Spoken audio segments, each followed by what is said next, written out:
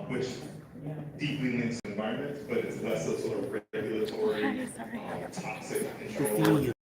Whereas more how we set ourselves up for success now and in the future. So there's the Clean Energy Transformation Act, which requires all of our energy to be fossil fuel free by 2035. Don't quote me on that. But there's, with that and with the Carbon Commitment Act, the CCA, there's small businesses that are popping up to try and subvert some of these laws, so we're trying to close the rules there. We're working to make sure that large energy users who will likely raise the bill for consumers in the future, when they come on the grid, i.e. data centers, there are other large energy users, but the primary one currently is data centers, pay their fair share, make sure that those costs aren't getting passed down to consumers, and then just trying to make sure that we can upgrade our grid through reconductoring of wires or other ways to better site clean energy, because that we need to foresee the Clean Energy Transformation Act that we talked about earlier is coming soon and will require a significant investment if we want to get to 100% clean energy by that date. So those are sort of a broad overview of what's happening in environment and energy, finance, which you guys are likely more aware of, and then appropriations is how do we make sure that we spend our money correctly and with our morals in mind when we create our budget. So with that, this is one of my favorite events of the year because we get to hear from you. So I will sit down and so that we can hear questions from you guys. All right, well, we have a good crop of questions to get started. Just a reminder, if you have a question in the audience or you come up with a question, there are note cards there in the back. You can pass them along to folks in the back who will then go through them and bring them up here. But we'll get started with our first question, and we'll ask that we keep the answers pretty brief so we can get through as many as possible. It says, I'm politically a minority in this room. I've noticed I am less of a political minority in my community than one might think or assume. What are you doing to increase outreach to all of your constituents that are represented, to make sure they're represented, instead of just the people who subscribe to your newsletters? Great question. Well, I think we receive emails and phone calls and are trying to be as responsive as possible to make sure that everyone, whether you are in the majority of, where maybe the 37th is or not, whether that's on gun policy, tax policy. And so I think that's one piece that we do. And really it is because of the way that we're part-time legislators. I mean, during the interim, we do all try to come out into where someone invites us to come out. I've done, coffee hours, but I think we're always looking for different ways that we can better reach out. But we are definitely responsive. So if you have reached out to one of us and don't feel like you got a response or an engagement, I definitely want to know about that. So thank you for raising that question here, and definitely look forward to connecting with you. I would simply add this. As the senator indicated, we are a part-time legislature. One of the things you may not know, and it's something that I've fought very, very hard against for many years in the House, and we got some movement, is we all have to abide by rules, and there are different rules in the Senate than there are in the House. One of the rules in the House that I had to fight against was when I produced my newsletter, which was back in the day when it was a paper newsletter. I was shocked to find that the House of Representatives would only mail to registered voters. And I said, wait a second, that is not representative. It's not representative. Too many of my constituents are actually not yet registered voters. They may be somewhere on the continuum of becoming a citizen. So we were able to get a minor modification, but I will tell you, the House policy is still discriminatory. Now, I can fight it from the inside, but it would be really helpful for people from the outside to say, it doesn't matter if you are residing within a legislative district, you are a taxpayer. You're a taxpayer. You should be able to hear from your representative. So that is one thing that I would say. The other thing that I would say is that as the House has moved to be paperless, it is a challenge for people of a certain generation to adapt. Speaking of myself, we don't actually have the budget any longer for a paper newsletter to go out. And I also think that is discriminatory because too many people in our community do not have access to technology or may not know how to utilize technology. So I don't have a great answer other than just to reinforce what the senator said, which is if you would like for us to come out and speak to a particular group, always welcome those opportunities. If you would like to be part of our newsletter, please contact us. And then I think we also are on social media. Yeah, I'll quickly, very quickly, so what I hear in that question is, how can you interact with us better? We mentioned a couple things in the newsletter, which are us talking to you, but those aren't the best ways for you to talk to us. If you have emailed my office, you hopefully have gotten an answer. We try and respond to everyone. If you haven't, please come chat with me and we can figure out why that hasn't worked. My question back, which this is not a great forum for that, but if you stay around and come up and ask me, is what would be a better form of communication for you? It may not be a newsletter, it may be social media. We try. I think we could do it. I'm jealous of other legislators who do a better job of social media. Let me say that. But maybe that is your form of preferred communication. Just come talk to us so that we can try to solve that.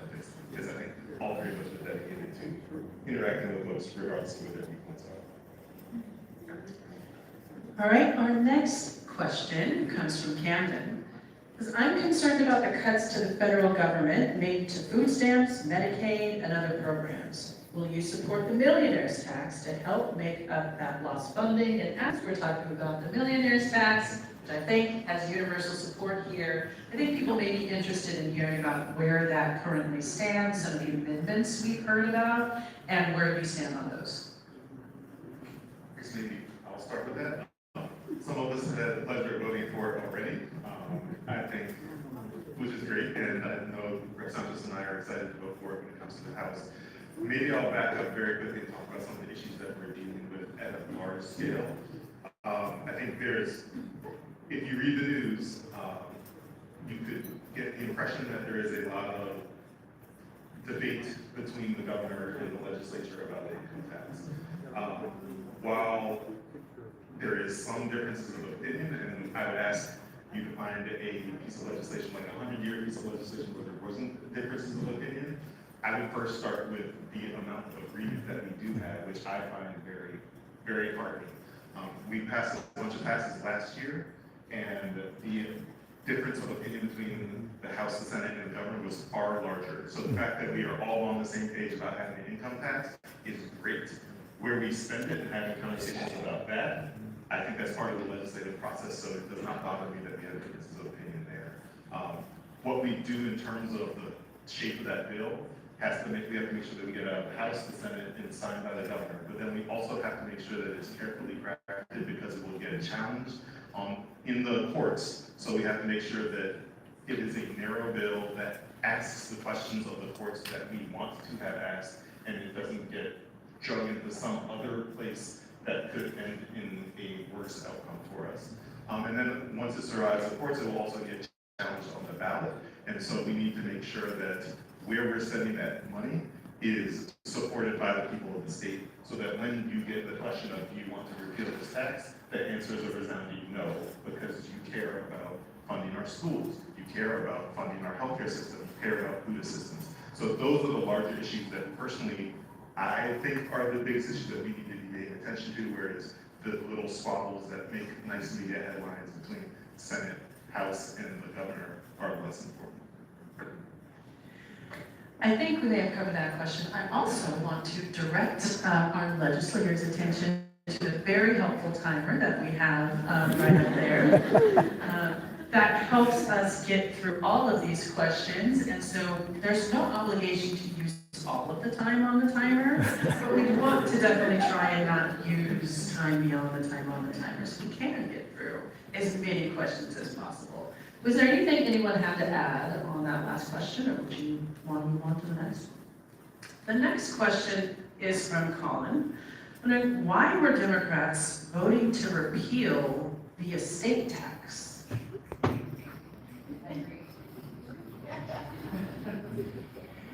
So with the millionaire's tax, and there are, it's for people that are earning $1 million a year, and it's on the 10% above. So anything above $1 million is what they're getting taxed on, and the way that's proposed, right? But there are entrepreneurs, there's AI folks that, investors that have been bringing things up to the rate. And the same folks that, when we look at the capital gains tax that we passed a few years ago, there were a lot of carve-outs in that. But as we're thinking about who's paying the capital gains, who's paying the millionaire's tax, there's some overlaps. And our estate tax across the nation is the highest by 6. The proposal that was out there, that I don't think I voted for, but it did pass off the Senate floor, was to bring our estate tax to the next level, which is Hawaii.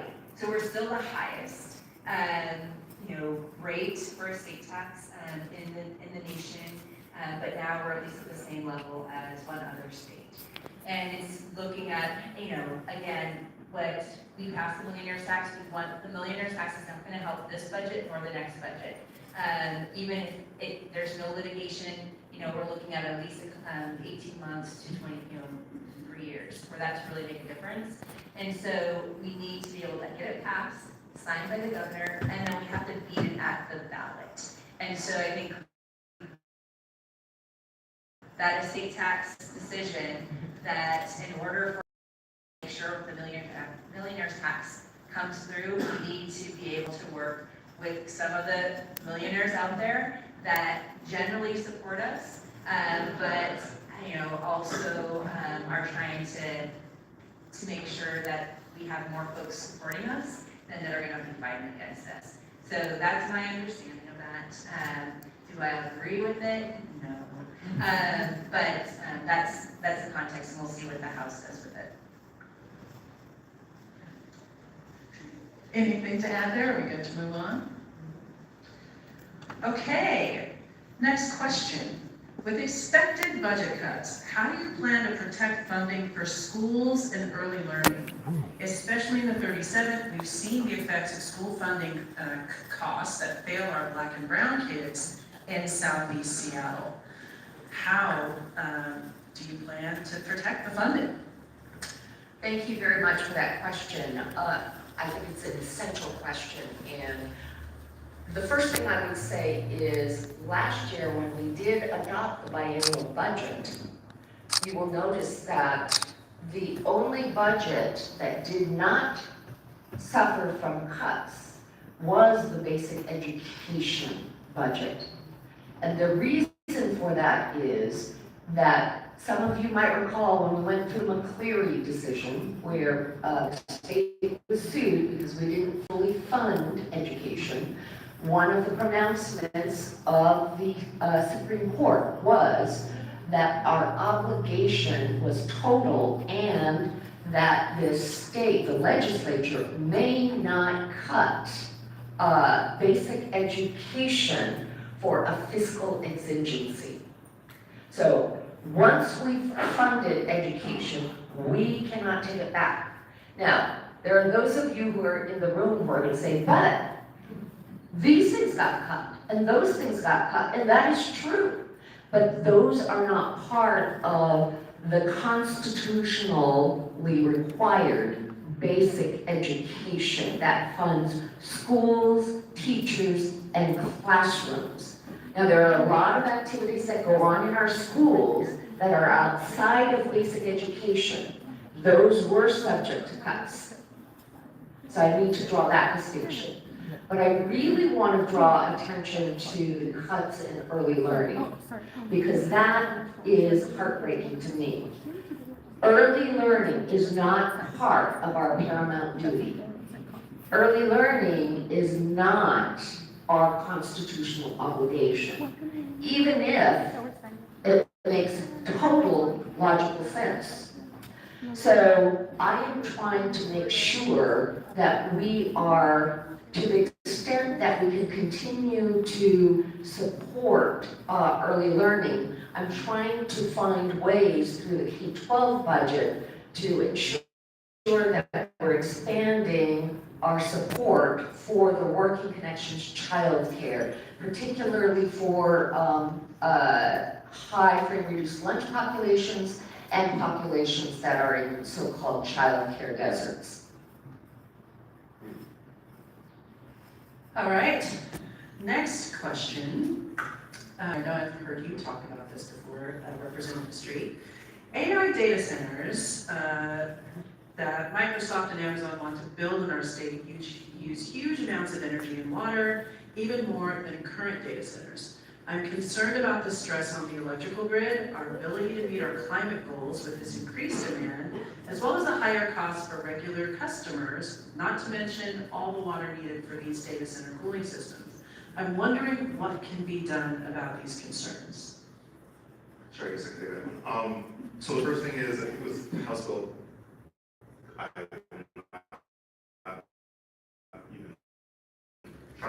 We have a bill that we passed is going to the Senate around making sure that data centers can pay their fair share of utility costs, infrastructure and utility costs. In looking at that bill or the policy behind it, there seems to be general consensus from the utilities that so far the data centers have paid their infrastructure costs, which is a good thing. So when a data center comes into a community, they have been paying for the upgrades to the substations to connect to the power grid, and then they have been paying a large amount of property taxes, which is where you get things like the Miracle of Quincy, where they have a new school, a new fire station, a new police station, and things like that. So far, data centers seem to have been paying for their way in terms of rates and infrastructure. However, one of the places that I'm very concerned about is going forward as we use up more and more of our energy, that is going to require us to generate more and more energy. And then we have the question of, do we generate that with clean, sustainable forms of energy, and who pays for that? And so that's also what this bill tries to get at, is looking forward. How do we make sure that we meet our energy demands, and in the way that these consumers, large consumers of energy, particularly data centers, are paying for that? And so I think this will be a thing that we take a first bite of the apple at this year with the data center bill, but we really have to continue looking at it in terms of, I mentioned earlier, CETA, our energy transformation. How do we do upgrades to our grid and make sure that that doesn't fall on us, the ratepayers, it falls on the folks who are putting these new demands on the grid. All right, our next question. Lisa says, I walked up and down stairs, knocking on doors, asking people to vote for the Climate Commitment Act. How can the legislature take money that we chose for climate action for the general fund? Great question. And, and I, as someone that was the prime sponsor of HEAL-Act and the second on that climate commitment bill, it was very jarring to see that the governor's budget initially does have a lot of money going out to pay for something really important that we all also support within working families' rebates. Now, I unfortunately, when I looked back at the law, how we written and what were the eligible uses, the first thing that's eligible is working families. So he's within the law, but not necessarily at all within the intent. A lot of us that fought so hard for the climate commitment. So I'll just say that the budgets are gonna come out, the Senate budget comes out at 3 p.m. on Sunday. And many of us have been advocating to find a different way to fund the working families rebates and make sure that the money that we put for climate commitment is actually leveraging to actually transform our addiction on pollution and fuels and the source of energy. So I'm hopeful that the Senate budget will look different than the governor's budget, and then, the House will put out theirs, and then we'll be negotiating. So I think this is definitely an area where many of us agree. I just want to use the last 19 seconds to talk about childcare, because it is really, as a member of Ways and Means, it is a big issue. I'll just say Senate bill, it's Senate bill, but it's a House bill that is moving, so I can't remember the House bill number. But 5062 Child Care Workforce Board, and this is a bill that we have to move forward so that we build and leverage different power, so that we actually do fund childcare as the critical infrastructure that it is, for the rest of our economy moving forward. So that is a little sliver of hope that I think we all need to get behind, make sure it gets to the governor's desk this year. Thank you. Next question comes from Patricia. She says, thank you for your support of SB 5862, which provides a cost of living adjustment for Plan 1 retirees of the Teachers Retirement System and Public Employees Retirement System in Washington State. Will you support this COLA in the final budget? Yes, the first I see it is that budget. I think all three of us should vote for COLA increases for First One and other retirees in the past, and hope to do it in the future. I know there's conversations about other ways that we could fund ongoing COLAs, like there's the left one, which is the firefighters. That pension is thankfully very overfunded, I think about 180%, so we took that down to 120%, which would still make it solvent for all benefits that we promised those folks. We could put that money towards things like maybe a First One ongoing COLA or other types of things. So those are, I'd say, things where, again, we're very aligned on, have voted for in the past, and would like to see that in the budget going forward. All right, next question comes from Rebecca. What is the state doing to identify and track efforts by ICE and/or its subcontractors to purchase and lease space for detention centers in Washington?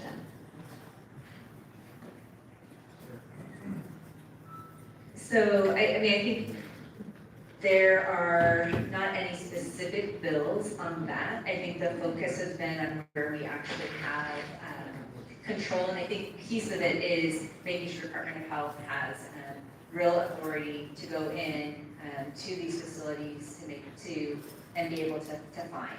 And so the main for-profit facility, which is the GEO group, but as someone that has accompanied people to their appointments, right, and what we all know is GEO is making profits everywhere they can.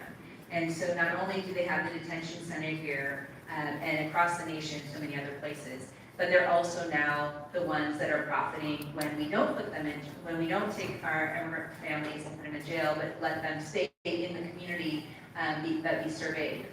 So they're also the ones that are doing the surveillance. And I went to a Tacoma business park with them and attended that. So I know those kinds of facilities are happening. I think there are a lot of bills going on right now that, are looking at prohibitions, right? So Senate Bill 5906, Senate Bill 6002, which is about the flock cameras, 6286, which is Orwell's defined ICE detentions. We have 6080, which is concerning contracts between the United States and county municipal jails for committing or confining individuals in federal custody. We have 5967, which is about protecting health data. And so I know we have HB 2165, which is around enforcement identification. So we are definitely looking at everywhere that we can through our state efforts and be able to try to hold ICE accountable and protect our communities. But I think that piece, there's not a piece of legislation that I know of that's happening this session. Yeah, let's just add a few more of those isolated bills. There's the one around preventing law enforcement officers from wearing masks. Flock, as Senator Saldaña mentioned, forcing employers to notify their employees when the federal government's going to do a I-9. I-9 is checking immigration paperwork, and if that's going to happen before it happens, reporting at detention, preventing ICE from entering daycare, schools, and hospitals, requiring folks to wear body cams. Representative Santos's bill that she mentioned around taxing for-profit detention centers. Those are a handful of other bills that are related to the things that we're seeing. All right, our next question from Bruce. What is being done to protect our community from the impact of our racist, rapist, convict, pedophile president? And what can we do to protect ourselves?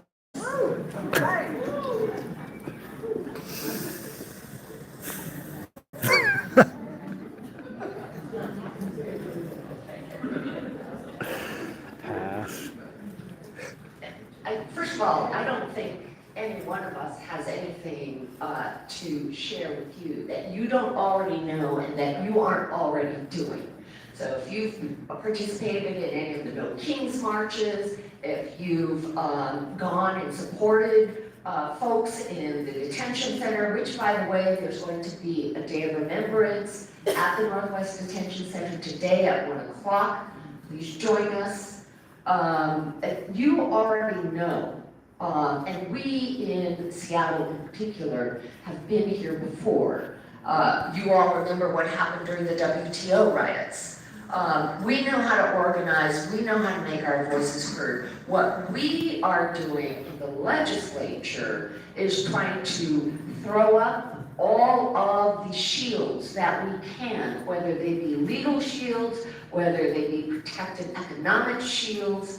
And I think I was just reading an interesting article recently that talks about our constitutional obligation to run up the red flag, but that it would have to be done with the other states. And so that's something that is a little late to initiate in this legislative session, but I think it's something that we will be discussing during the interim for the following legislative session. Yeah, I think the other piece too is it's easy for us to focus on that one individual, but this it has nothing to do with them. I mean, for people, many of us that come from other countries, and we've seen that and the United States of America is not any different than any other nation in the world. And our democracy is being tested, and it is, you're here on a Saturday. But many folks are not paying attention, or are so afraid they're just trying to focus, right? So I think the big thing that we can do is actually keep talking to our neighbors, making people feel connected, and making sure that we're countering the isolation. We are at the state level as our legislators, working very closely with our Attorney General. Last year, we made sure that his funding was not cut, so that he'd have his civil division would be strong. I get to be the representative for the Senate to be meeting regularly with the AG's office and the governor's office to make sure the legislation we're moving forward only reinforces and strengthens his ability to be able to sue the federal administration and win. And so this year, we're passing legislation to increase his ability to do enforcement in wage, in anti-discrimination policies, and so that he's able to have more tools to be able to be more responsive when we're seeing these kinds of infringements on our data that is happening. And so I think that's, how we're doing that is making sure their AG is equipped to be able to defend the laws that we're passing and to be able to fight against what's happening there. I think we're in our official capacities here, but I think it's really important that we're organizing, so that we can talk about after the legislative session how we keep on organizing. So I thank Senator Saldaña for bringing up our very capable AG Nick Brown, and how we have funded him to keep doing the great work that he's doing. I also have to give a shout out to our federal representatives like Rep. Jai Paul, who's making sure that we can still get exception files and hold people accountable. Those are all part of how we shield from things coming out of Washington. The thing I would also like to sort of call into this is being guarded, how we're trying to grow resiliency within our community, because the things that are happening at the federal level aren't going to be able to be undone very quickly. We're going to be living with the ramifications of the cuts to the federal government and just DOGE and all the greatness that is coming from all these great ideas out of Trump. Those will be things that we have to live on after he's gone, and it's going to take a long time to rebuild those. And so when we three can work together well on the budget to bring back money to our district, we build community resilience, we build organizations that help each other out in dealing with those cuts. And so that's one of the things that, again, I can't be more appreciative for these two other things. Could you talk about the capital budget and requests from nonprofits who have submitted a capital budget request? Sure, I guess I can start with that one. So the capital budget, easiestly, you will see the capital budget come out on Monday from, I think, both the House and the Senate. So you will know what is in those for folks who have submitted requests already. That's a really, really short answer. I think the more important thing here is understanding how the capital budget works. We operate on a biannual budget, so every 2 years we do a large budget. It is best that you get your requests into that large budget. This current budget is a supplemental, so it's a small budget. We do not expect to see a ton of investment there. We expect to see that larger investment in the biennial capital budget.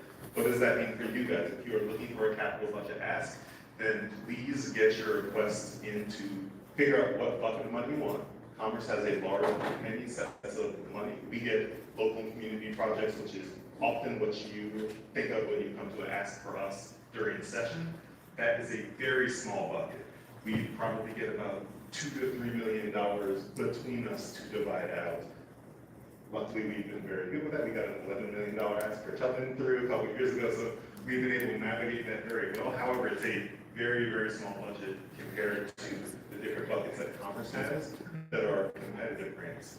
Those competitive grants, you need to apply by mid-summer this year to be considered for this next biennial budget. So that's the really important thing. If you're looking for capital money over $500,000 or $600,000, please go look at the different buckets of Commerce money. Get a application into those competitive processes so that it is then eligible for those buckets come this next capital cycle. Thank you. Next question is from Ashley. She says, thank you, Representative Santos, on your leadership on House Bill 1408, which establishes funding for community preservation and development authorities. Thank you, Representative Street, for the emergency amendment and work and appropriations. And thank you, Senator Saldaña, for your leadership on the companion bill. How can constituents help to get it passed in the Senate and signed by the governor? Yeah, so I believe we have, and Ashley probably knows if it's when we're having the hearing. Thursday.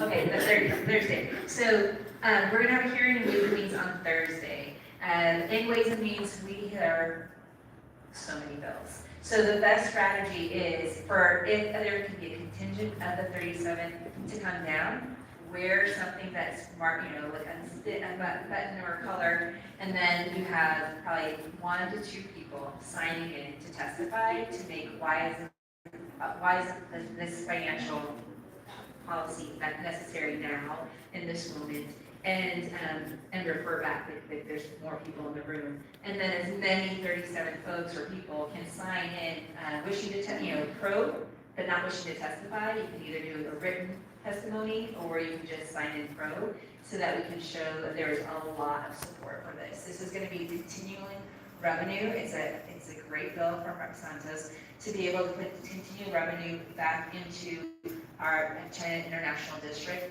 to be able to, and Pioneer Square, and to be able to deal with, make sure that we have historic preservation of all those amazing brick buildings that if there's an earthquake, are going to crumble. And with FIFA coming, we want to make sure that our International Chinatown and Pioneer Square continue to be, they're going to be visited by so many people, and we want to make sure that this is something that can sustain for generations to come. And so this is a really unique opportunity, and we have to get it done this year. Thank you. I'm going to take just a moment and highlight a couple things because that was great advice. You talk about come down and testify and wear something the same and have something very obvious. So if you look at the front row here, you can see a few people on the end, purple sweatshirts, holding signs. Can you stand up for just a moment? This is a great example of what she is talking about. It's very clear to everybody what you are there for, what you're advocating for, who is showing up, and it's very helpful to legislators. And I would also say, the rules in the House and the Senate are different. So, some of you know this. I think what you are wearing, I mean, you're not going to be asked to take off your clothes. If you come to the House, you're not going to be asked to take off your clothes. But just so you are aware, know that no props are allowed in a House committee room. Stickers are okay, but signs are not allowed. So I just don't want anyone to feel like they've been misled. Absolutely, thank you for that. And to your point, there's another great example here. Up here, front and center, are great ways to show up if you're following the advice on how to show up and advocate and get these bills through their chambers to the governor's desk and signed. Our next question is, people are losing housing, people in homes, owners and renters, rent, taxes, inflation are going up, and there are hundreds of homeless people outside. All levels of government are in budget deficit. The city, county, state, nationally. What realistically can we do now in 2026 or 2027 to address this? We can start briefly just with the Senate work side, I think. So, I think a couple of bills did make it out of the Senate, and I'm sure the House also has sent us some good bills over too. Senator Alvarado has 5993. This is about medical debt. It's one of the primary causes for personal bankruptcy, and so it curbs financial strain by capping interest on medical debt at 1%. We have the Senate Bill 6162 from Krishna Dawson, and this builds on what we did a few years ago to further expand the senior citizen property tax relief program. This actually was brought to us by advocates around the Black Home Initiative, and so it creates a standard $7,500 deduction for those who qualify and helps consolidate the state's property tax into one part that is going to be clearly about education. And this is an opportunity to help keep our seniors and those with disabilities and disabled veterans in their homes and streamline property taxes statewide. So that did pass. It's 6162. I'll stop with those two. And I know the House sent us one over around being able to do land banking so that we can actually build more social housing and others, to be able to make sure that people can stay in their homes regardless of whether your incomes go up or down, but making sure that people can stay in communities. So those are a few. I can pick up from there. While we've seen a lot of issues with budgets recently, I'd say housing is one of the bright spots in terms of how much we've been funding the Housing Trust Fund. The state's been putting hundreds of millions of dollars into that bucket of money for Congress to build affordable housing. While that does not come online immediately, it is 100% necessary to get affordable developments built. So that's in the capital budget in a place that I feel good about and proud of what we've done with our budgets. Senator Alvarado and myself have a bill with the governor to allow residential development in commercial areas. The housing trust fund side is great, like we need to put government resources towards that, but when we need something like 1 million houses at $300,000, we're talking about like hundreds of billions of dollars that the government can't fund. And so we really need the private sector to take a large role in this. And so opening up some of these regulatory and permitting issues, like letting people build residential housing in commercial areas, is sort of part of that picture on the supply side, making sure that we can do it in a way that we still have walkable commercial areas, but not having these yawning commercial zones that empty out at night, and then also fall into sort of these issues of disorder. We can have livable, walkable areas that mix both residential and commercial. On the finance committee, we had some great bills around land banking, so that when land is developed, they can at least stay in public hands. Well, we build the housing on top of that so that it stays more affordable, even as costs go up over time.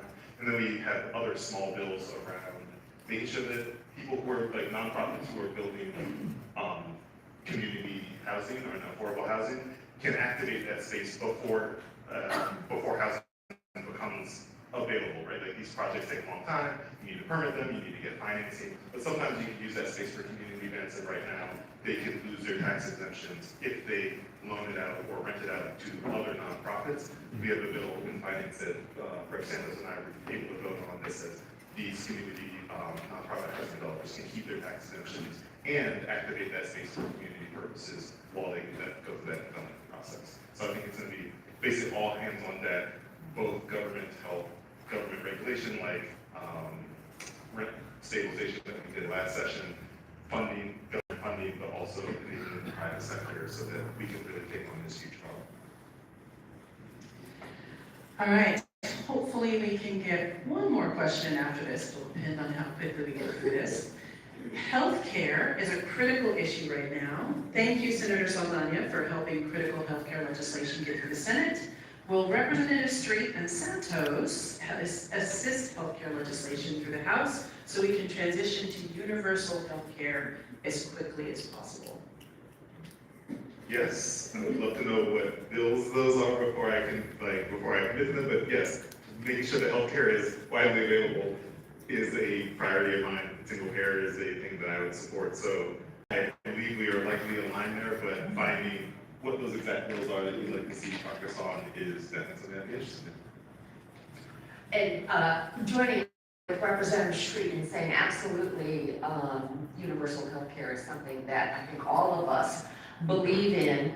I will just note one of the funding opportunities and one of the bills that has been running through deals with this thing that I never knew I needed to know about, which is called the 340B program, around access to prescription medications. It really particularly hurts our community-based health clinics to not be able to access this 340B program. And so it is going to require funding in the budget. We don't know if that funding is going to be there. I know several of us signed on to letters in the House. I'm sure there was one in the Senate saying, please, this is critical to support our community health clinics, which are oftentimes the last resort. And then the last thing I would say is, don't forget, we are very fortunate in the 37th district to have easy access to 2 public health hospitals, one being Harborview, which is a public regional trauma center, as well as Valley Medical. And those hospitals also require support from 340B.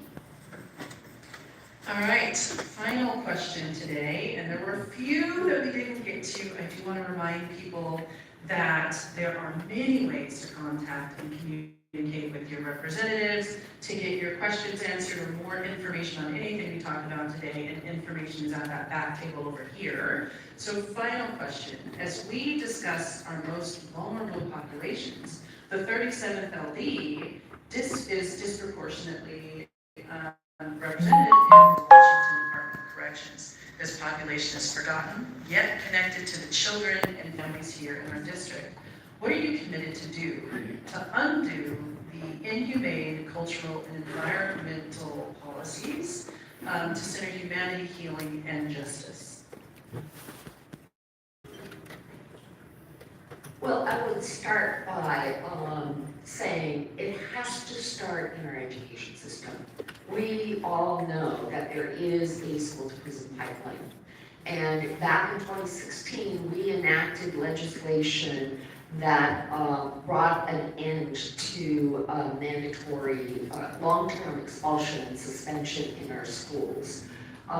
We have a long ways yet to go on another aspect of that bill, which is to help train our educators to recognize cultural bias and different ways of expression.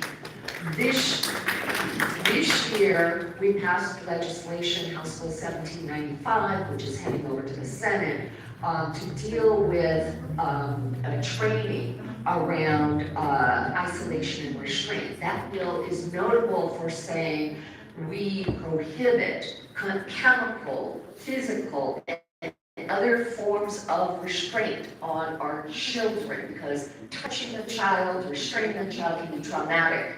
And we put a prohibition on the building of future isolation rooms. There's a whole whole body of policy that has yet to be done on the isolation side, but we are moving forward on restraint. And then I will probably ask Representative Street to talk about our disappointment. Sorry, but we had a very traumatic week this last week with the big loss.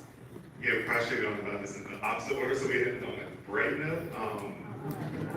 Okay, great. So, what brings in sunshine here? We just got through what's called policy cutoff, so that's where if a bill is passed, it dies.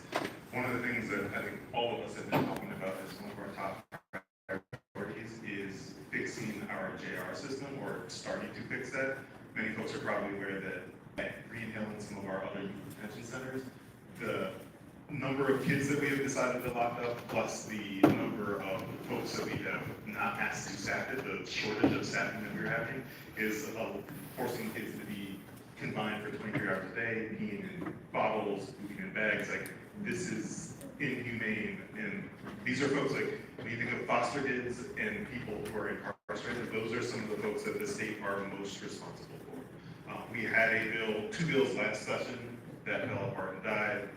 Rep. Cortez and Chair Bergquist did yeoman's work on another bill this year to try and start rectifying some of that.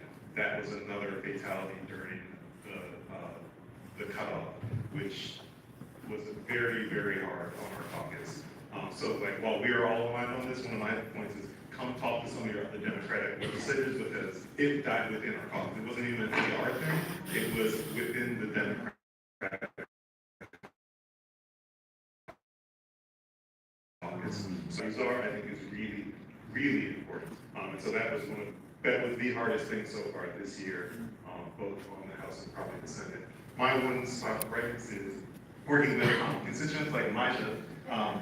She had a great idea for how we could make sure that folks who are already incarcerated can use their money a little bit more. So when you send money to an incarcerated person, it is subject to fines, fees, LFOs, child support, which, depending on where that money is going, is a righteous place. However, DOC can deduct that money so far that they don't really have money to use while they're incarcerated for essentials. They have a commissary account right now, that limit is $25. They can't deduct anything after it hits $25.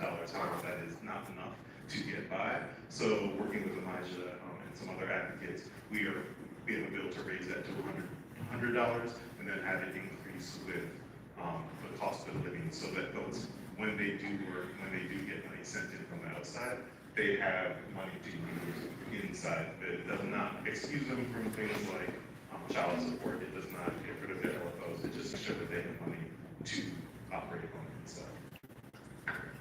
Have the caucuses that we have now. But still, when it comes to children and policing children's bodies, and actually doing the harms in our correctional facility, this is a place where Democrats have to do more work together. But 37 is a place where we do lean into this. But in order for us to have Democrats at the state level actually willing to do that hard policy, we need a lot more work. I just, on the way home from this week, was listening to In the Meanwhile. It's a new podcast that if you guys haven't listened to. It's Marcus Harrison and Nora. And they just interviewed, and I think this person's actually going to be at town hall tonight, Emily Galvin Alonso, with Partners for Justice, talking about the price of mercy. So definitely think everyone should listen to this. So I think the one positive is that we did pass ethnic studies bill, and that's in the House as well. I was just checking with my staff bill number. But I think this is how we do it, is through education and changing. I grew up not even knowing that there were 39 sovereign nations in the state of Washington, right? And I grew up going to school in Seattle. And so when we're thinking about Black Lives Matters and ethnic studies, our students people are the ones that are reminding us that we have got to be better. But as adults, we need to keep on learning because it shows up in the legislature of us not being able to advance policy because we have to undo the racist education that we received. And so do appreciate so many leaders that I see here that do that work with us. But just want to remind us that we have a lot of treasures and resources in this room. So as we're wrapping up, I would really, really encourage everyone to meet someone that you do not know, because I am looking out here and every one of you is a leader in your community and is a resource that allows us to be able to represent as well as we do, is because we have experts with deep experience that are willing to keep on engaging with us and pushing us to do better when we're in the legislature. So thank you for being here today.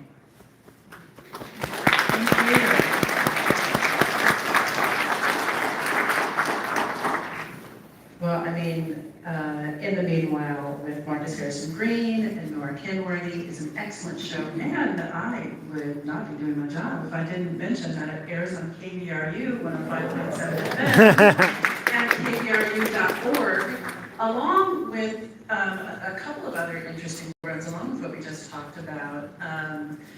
Beyond Bars, Through the Wire are two shows that actually air Mondays on KVRU that featured award-winning incarcerated journalists talking about some of the issues that you were just discussing just now. Excellent, excellent show that I highly recommend on KVRU 105.7 and kvru.org, streaming everywhere. Now, we will take this time to do very brief closing statements, about a minute each, just your final thoughts on how constituents can reach you in the future. All right. Well, I mean, we still have a lot of work to do. I'm looking forward to putting on a lot of those House bills. And I will just be remiss to say that this is my next year where I'm supposed to, that this will be my last session as your state senator. It has been 10 years. It has been amazing. I don't know how you do 29 years. I'm celebrating one of my colleagues in our last Labor and Commerce Policy Committee this Tuesday, Senator Conway. He served on that committee for 34 years.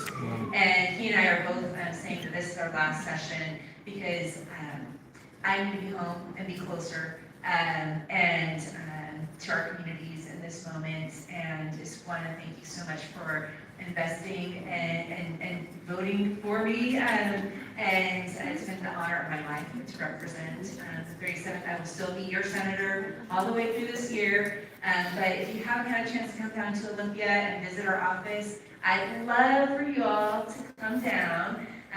Our staff would love to welcome you in. We want to make sure that folks have that opportunity to come and visit us and see your state capital. So thanks so much, and I look forward to keep on working for you.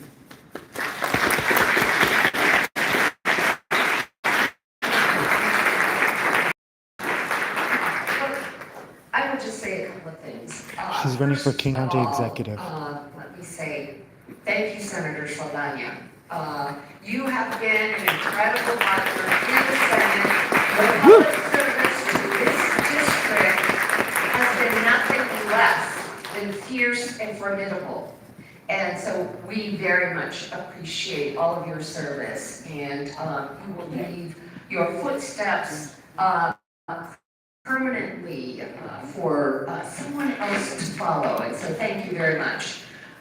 I want to thank Crystal for being the best moderator that we can ask for. Thank you so much also for your service to the 37th District, keeping us informed, keeping things lively, making sure that we come together as a community. Thank you, ACRS, for supporting us again in our town meeting. We were jumping around for a while, but last year we had our town hall meeting here, and we asked people if you enjoyed coming here, and it was a resounding yes. So thank you again for supporting us as part of their civic education and democracy program here at Asian Counseling and Referral Service, a nonprofit mental health and social service agency that serves multilingual members, not just in Seattle, but throughout the county. Thank you so much. I want to acknowledge the Office of the Insurance Commissioner is here. We have one of our own. Thank you so much for being here. We have information about Shiva, which is your health navigator if you are transitioning and needing assistance and trying to find the right plan for you and your family. They have a lot of materials. I do want to thank my seatmate. He has been an incredible seatmate. I know I will continue to get to work with him, but I just want to publicly acknowledge Paul Street as being just an extraordinary collaborative partner. Finally, I want to thank all of you. Again, showing up on a Saturday at 10 o'clock. I don't know about all of you, but I did have second thoughts this morning. I realized, oh yeah, I kind of have to be here. But I didn't get home until about 11 last night, so from Olympia. So I did think about it. But really, you are why I do this job. The issues that you bring forward, the issues that you have really put into my heart and my stomach over my entire lifetime are what make this job meaningful, and you bring me joy every day when I get to see you coming down from Olympia. So thank you. I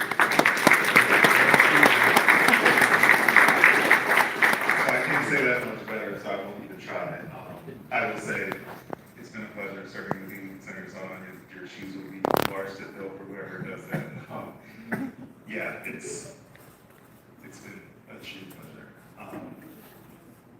As Representative said, you guys are the reason why we do this.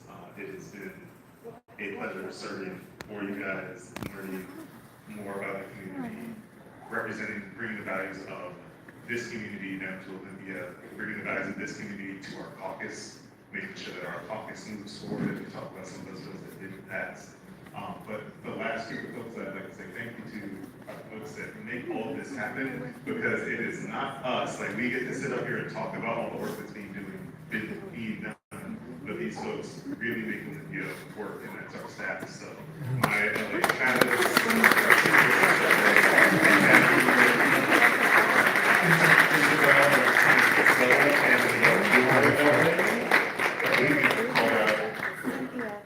So Teresa Arciniega Ruiz is my LA, and then my session aide, Cynthia, and then our intern for Viva Tacoma, Elijah, do the time.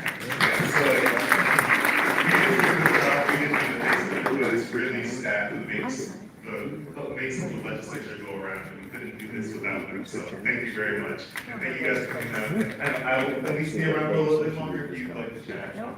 And we're looking forward to doing that with you. This is my favorite of the legislative session. Absolutely. So thank you everyone for coming. Your legislators will be around for the next little bit. Please also make sure to grab some coffee and donuts. There are still some back there in the corner. Nourish yourself, treat yourself, and have a wonderful rest of the day. Thank you.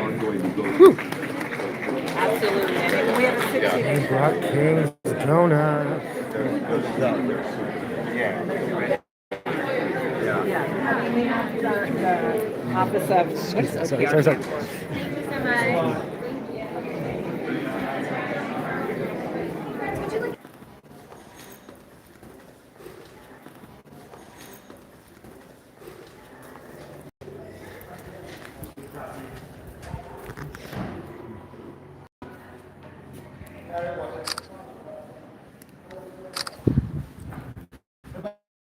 Thank you.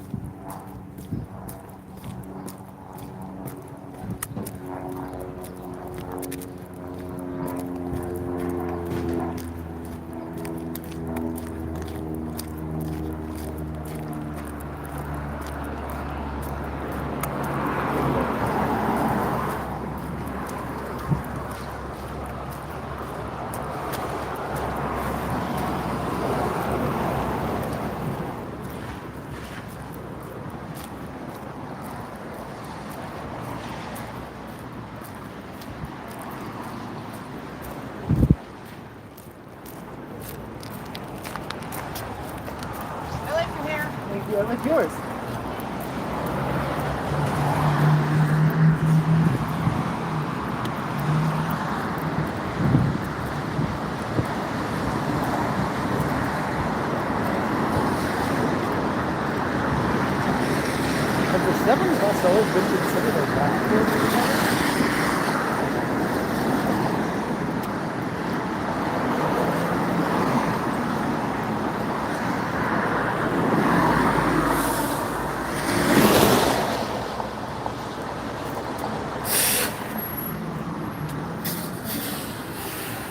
I think I'm just gonna keep walking.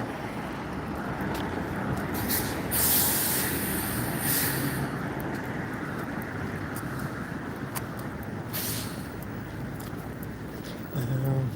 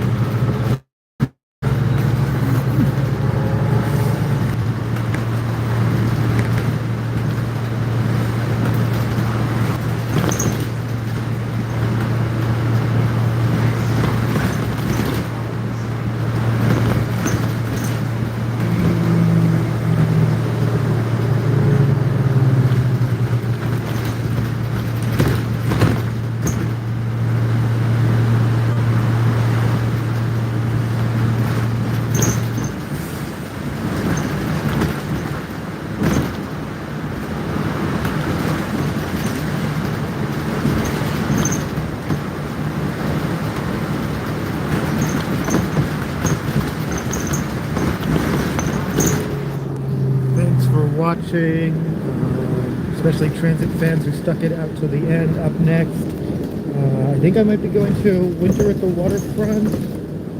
Definitely going to the Transpunk Showcase at Chop Suey tonight at 5, and then possibly Emo Night Tour at El Corazon. Let's find out.